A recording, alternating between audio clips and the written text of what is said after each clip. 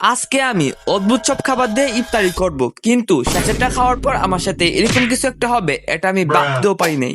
আসলে আমি আগের ভিডিওতে বলছিলাম তোমরা আমাকে অদ্ভুত সব খাবার কমেন্ট করো, কিন্তু তোমরা এসব কি খাবার কমেন্ট করলে? প্রথমে ভাত প্লাস চকলেট, এটা কেউ খায়?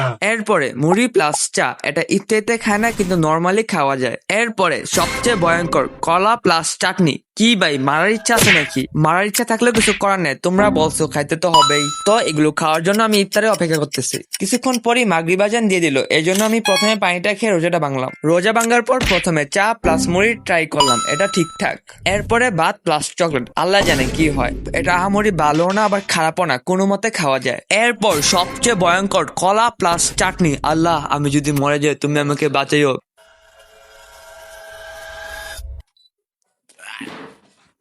আমি তাড়াতাড়ি বাথরুমে যাই। আপনারা পার্ট 2 দেখতে চাই, চ্যানেল সাবস্ক্রাইব করুন, খাবার নাম কমেন্ট করেন, বাই।